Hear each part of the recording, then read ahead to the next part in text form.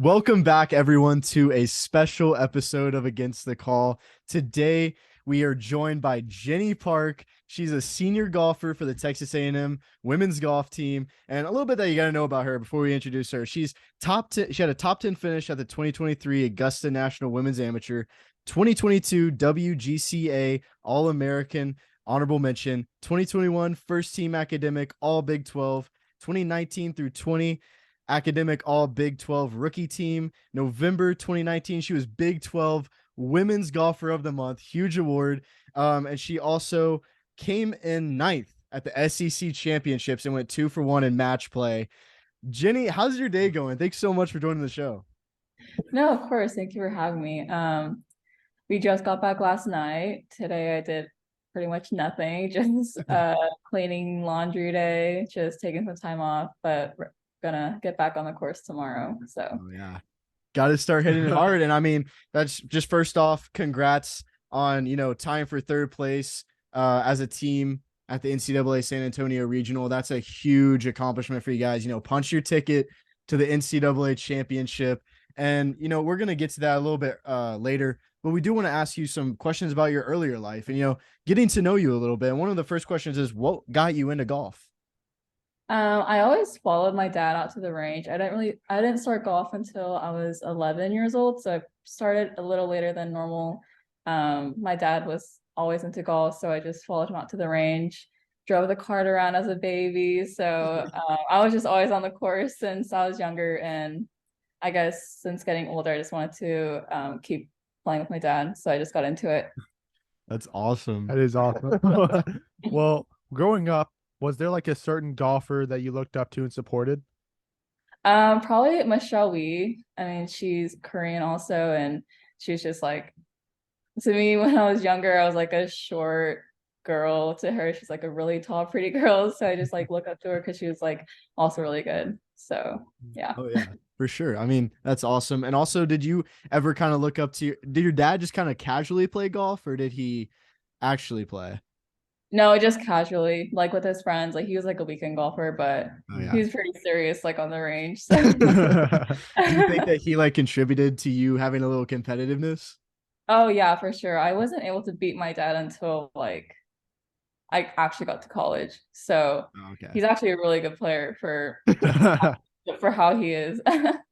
Do you ever take it easy on your dad? No, I mean every time I play against him, it's always like a really serious match, and I always end up losing, so I get mad. And so that's when he was like, "Dude, just play for fun. Why are you getting mad?" That competitive spirit. And, I know with competitive spirit, some things can be frustrating. And whenever you were first getting into golf, kind of learning it, what was the most frustrating thing for you at the beginning? I guess just being able to control my nerves. I'm like naturally very competitive. I'm not very like when you see me on the course, I'm not like a not people say I look mad or like just Mhm. I don't look very like excited, I guess, but like obviously I am, but like just like I guess just controlling my nerves, just being able to like enjoy the moment. Mhm. Um I don't show it very often, but I know deep inside I am. So whenever you're on the course, you just have a serious face most of the time. Yeah, everyone's like, Jennie, just smile for a little. Like I'm trying. Yeah, well, that happens to everyone, no matter what the sport. And that actually leads me to my next question. Was golf the only sport you played growing up, or was there something else? Yes, golf was the only one that I played. Really? Did you ever like kind of dip your toes in the water of any other sports at all, or was golf just the go-to no matter what? Yeah, no, golf was pretty much the only one that I actually like committed to. I would play like badminton, tennis, volleyball, like just casually, but never like, oh, like I want to try this sport. Now badminton, that's a pretty interesting sport. Did, Yeah. did you enjoy that? Do you still kind of play that every now and then? Not anymore. My sisters and I used to just play like in our house, like just for fun. Now, Mike, do you have any more questions about like her earlier life or anything? No, that's all of them. That's great. We do want to jump into your college career now at Texas A&M. Obviously, you were killing it for the team. It's obvious. It shows on every stat sheet. And just at Texas A&M in general, what are you majoring in? I'm a communications major and sports management minor. Awesome. So what are you trying to apply that degree to in the future? Honestly, school's not my thing. I looked at every other major, did nothing really like stood out to me. So honestly, communications is like the go-to almost. Mhm. But I'm really just sticking to professional golf. So hopefully it stays that way and I Yeah. don't really have to use my degree for anything. Yeah. I mean, we could kind of jump into that question real fast too. I know that me and Mike are going to ask you about the LPGA. So is that the main goal for you? Yes, I'll be doing Q school this August and hopefully I make it to stage 3. But if I do pass stage 2, I would have to turn pro to play stage 3. But I'm committed to staying for the full year for my next year of eligibility at Texas A&M. So the following year after that, I'll turn pro right away. Okay, awesome. So Dang, that's coming back awesome. for the 5th year, who knows what's going to Yeah. happen there? We'll talk a little bit more about the LPGA in the future, but I do want to say you started your senior campaign coming in 3rd at the Carmel Cup, carding a 7 under 209, which is incredible. And was the plan to start off strong at the beginning of the season, or do you just kind of go with the flow as the season progresses? I mean, obviously, I want to play well at every tournament, but it's just nice to be able to play comfortably and just like knowing like how good a player I am and just like my comfort level where my game is. So it's nice starting off that strong. Obviously, coming up like my junior year was a really strong year in my spring semester. So just being able to follow my spring semester into the fall semester, it was pretty nice. Oh yeah, for sure, for sure. That's it's gonna be awesome to see you keep going on, Michael. Yeah, so we asked you a question about your senior. I want to take it back to your freshman year coming into college. So going into your first year as a college athlete, did you set any goals for yourself?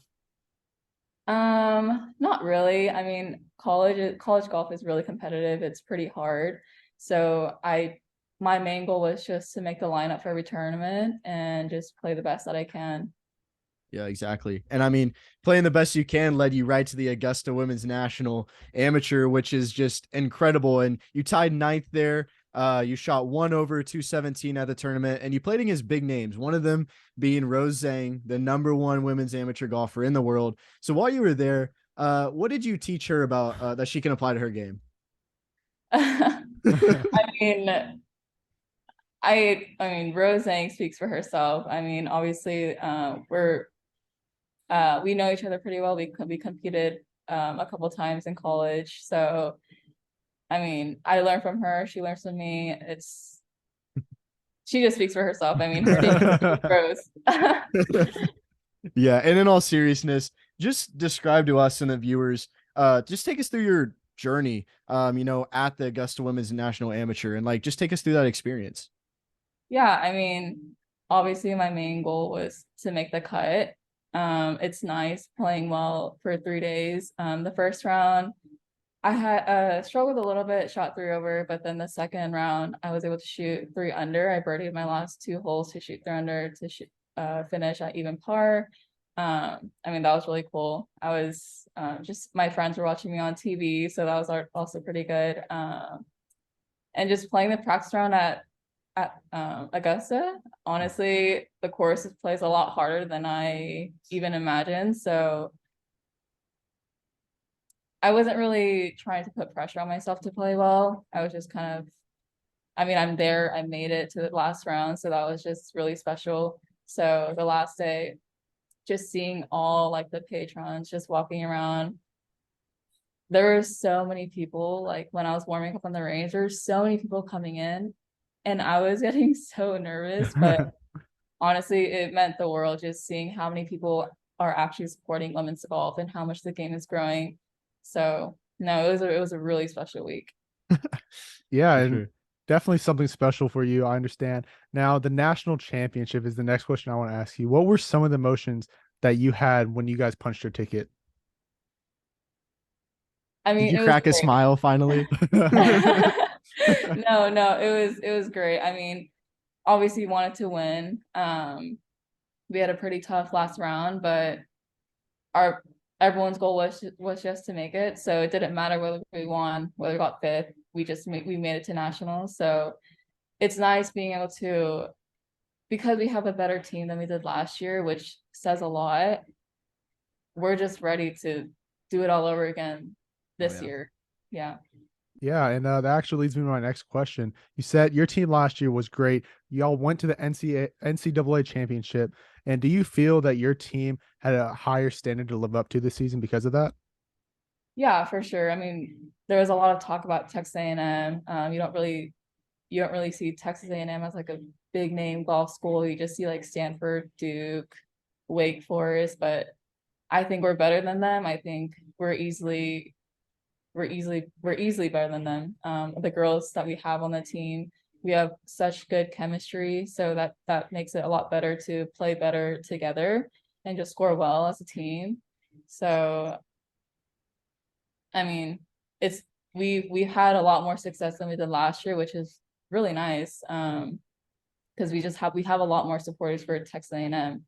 So just going into nationals, we just stick to what we know how to do, stick to know what we do best, and that's just putting 4 solid good rounds together and hopefully get a bigger trophy than we did last year. I mean, you talk about the team chemistry aspect of this Texas A&M women's golf team, and we've been fortunate enough to have Lauren Nguyen on our show, as well as Haley Cooper kind of slid in there at the end, and they kind of talked a little bit about the accountability. And I wanted to ask you about that. Do you think that the accountability of this team plays into the success? No, 100%. I think team chemistry is super important. Just knowing that we can rely on each other, and just if we're not playing good, we know we can rely on other people. Like that says a big thing in team golf. Like if you don't like each other, you're not going to play good. That's just what I believe in. And so the bond that we have, it's so much bigger than what people just see on TV or on like paper. Like we genuinely root for each other, and we genuinely like really, really want us to do good. So I think that just speaks a lot, and that just shows what we've accomplished. Yeah, and with this team chemistry for you guys, I had to ask this: what's been like the funniest moment as a team that you've got to be a part of this past season? Oh, there's a lot. Well, this isn't funny, but it is funny now. But during the last tournament at regionals, Zoe kind of knocked herself into a cactus, so she went to the ER late last night, or late that night. Not funny at the moment, but it was funny afterwards. um, How did that happen? That's my question. Yeah, Honestly, I have no idea. She has no idea either. Looking back, we think it's one of those like jumping cactuses where like they're attracted to like warmth. So we think she kind of like got on her heels, and then it kind of like, but I don't know. like it was like so it's like a small one, like it was like on the ground. Yeah, Okay. but she had like 20 of them in her leg. Oh, Yeah. and Zoe's still coming out there doing great things. Oh yeah, no, she's Zoe. She's amazing. Give her some credit for sure. Well, my next question I have for you, team chemistry is a huge factor when you're playing in golf, but a question I always ask all the golfers we have on is mental toughness. How big of a factor do you believe it is? I think it's the number one thing, honestly. Like when I struggle, yes, it's like my swing, yes, it's like technical stuff, but honestly, it's a lot in my mentality. It's taken me a long time to like get past being mentally tough, just like not not letting yourself down while you're still in it. It's taken me, I mean, I think just last year I just broke through that barrier, because like when I'm not playing it, it's easy for me to like get down on myself. And that's where like you need to be mentally tough, where you're like, okay, no, like it's nothing's broken. You just got to keep going, keep fighting.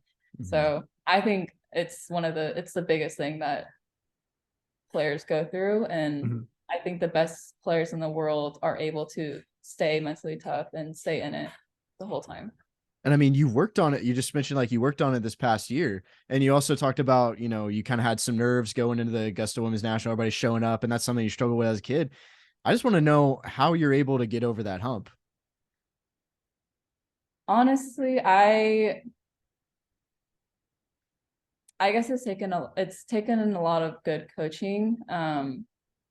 Obviously I've been coached by the TCU coaches and the A&M coaches, and we're like every coach is pretty much big on mentality. So it's taken a lot of maturity, it's taken a lot of reading. There's a lot of great books out there, a lot of great podcasts, and my coach is very big into like Twitter. Like he sends us a lot of like Twitter quotes about mentality and stuff and just staying strong. So I mean it's just maturing out of it. Oh yeah. And I mean, you're awesome. Like with you with the mental toughness, it's great to hear from you about that. And you did mention your coach, which it brings up another one of my questions is just what's it like being around head coach Chadwell? He's great. He's really funny. He's super chill. So honestly, he leaves his door open all the time. He's just a really chill guy. He's not very like you could he's like my bro, honestly. He's great. That's He's awesome. so nice. One of the greatest coaches that I've ever been coached by. So Oh wow. really big props to him. Yeah. And me and Mike here at Against the Call, after having Lauren and Haley on, we're all about the gig 'em. Like the gig 'em is just like it's funny, it's creative. Coach Chadwell, shout out to you for that, man. It's funny. And I just want to ask you, now that it's an iconic term, how was it in the moment whenever you first heard him say that? It was just funny. Like all of us were like, wait, what? Like this is like a GIF now. I mean, like that following day at SEC's, I made like a birdie putt to go 6 up, and me and Lana, we we just screamed "Giggum baby" like across the whole course because she's 6 up on that hole. So I mean, it could be used worldwide. Like, and yeah, it's just like it's just funny. Michael? That's actually all my questions Oh, for the really? golf Okay. career. Yeah. As for like the college, I mean, one of my last questions for you about the college like aspect of your career would be, you mentioned like the toughness of Augusta National, and also I'm sure the San Antonio course was not easy as well. What's been the toughest course you've ever played on during your college career? Um, I would say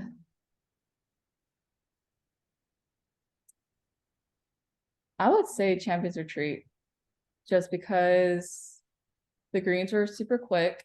Mhm. You have to hit fairways and greens. And the course plays longer. So people, I mean, they're now players are hitting it further than they were like 10 years ago, 5 years ago.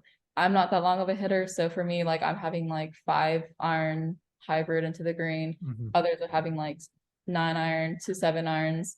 So it's just being accurate. Accuracy and precision was key on that course. So I would say that course was pretty tough. Just and I guess with the pressure of that tournament made it even harder. But Yeah, no, yeah, it was a great course though. Oh yeah, for sure. We definitely. hear a lot about Champions Retreat here and it being hard. And other than that, let's just jump right into another kind of segment of questions that we have for you that's pretty big to us because we Yeah. don't normally get it, which is transfer athletes. And that plays a big part in just your journey in general. And we just want to get to know about the entire transfer process. Yeah. So the first question for this is after your sophomore year, you decided to transfer from TCU to Texas A&M. Can you just take us through the process of transferring? Yeah, so right now it's a little different, but when I was transferring, the deadline was July 1st by 5 p.m. and you can put your name in whenever you want before that period.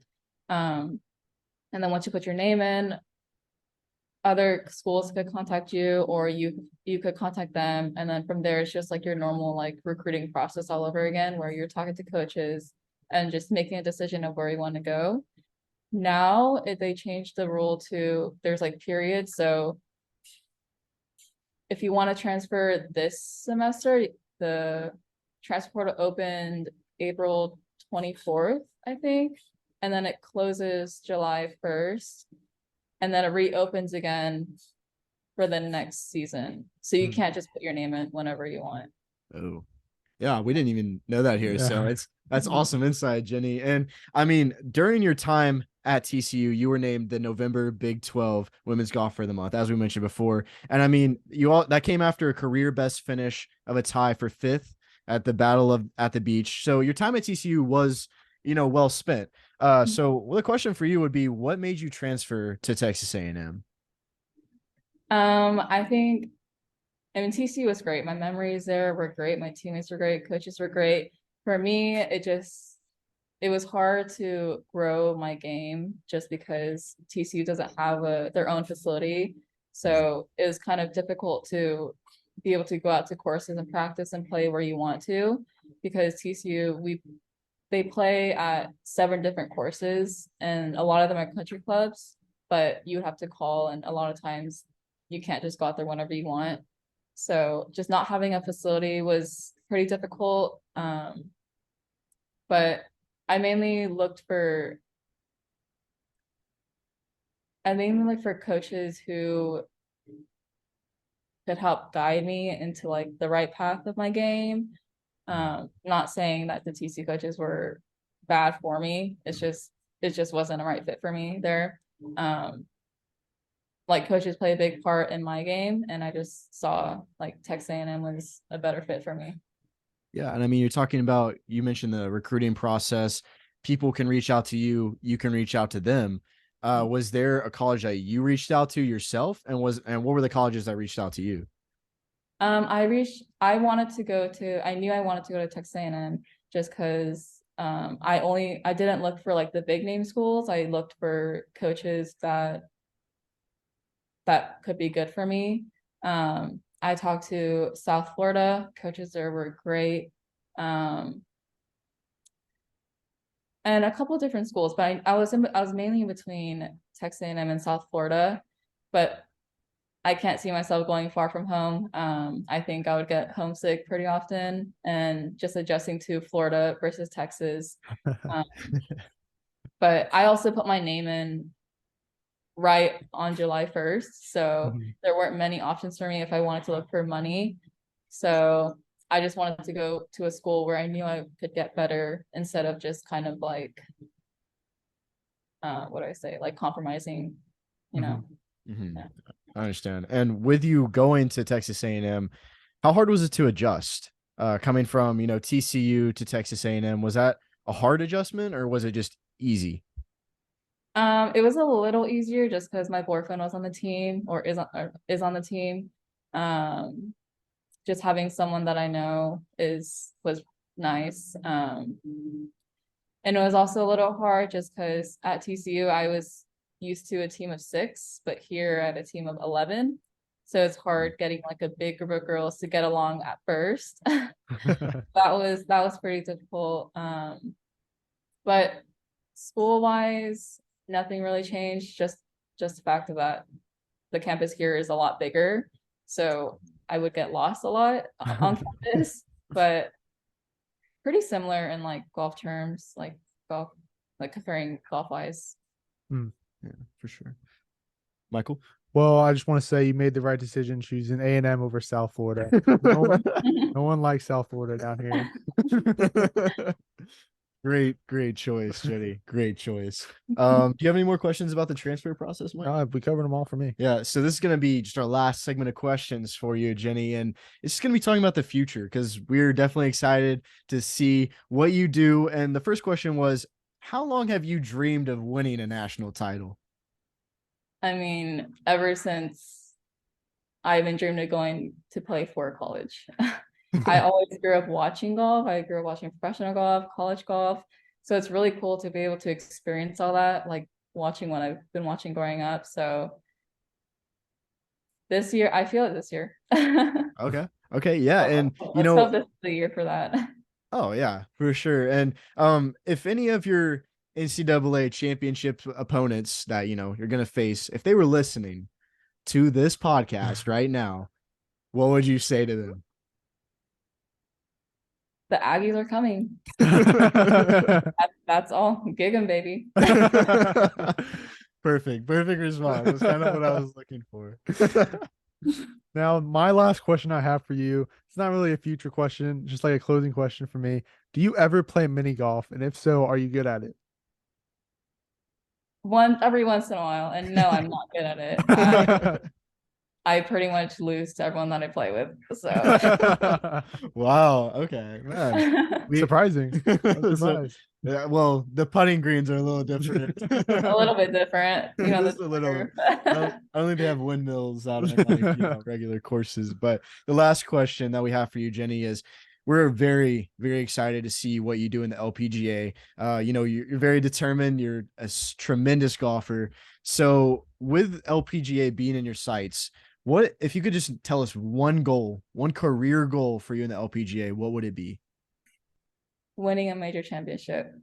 I mean, I haven't won a tournament yet. It's been a while. Or like in college, I haven't won yet. I've gotten runner up a couple times, third place a couple times. So just getting that win, I know it's right there. I just need to, like break through that. So just winning a major championship would be my dream goal. If you could win any of the majors, which one would it be? Or do you just not care? Oh, um, no, literally anything. That's perfect. So, Jenny, that's going to do it for our special episode with you. We cannot thank you enough for coming on our show and sharing your story.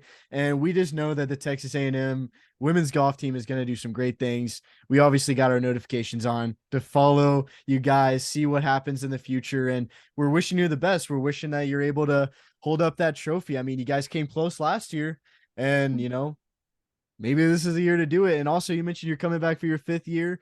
If it doesn't get done this year, or if it does get done this year, you could be holding up 1 or 2 national championship trophies. So we're excited to see where it takes you. And just thank you again for joining the show.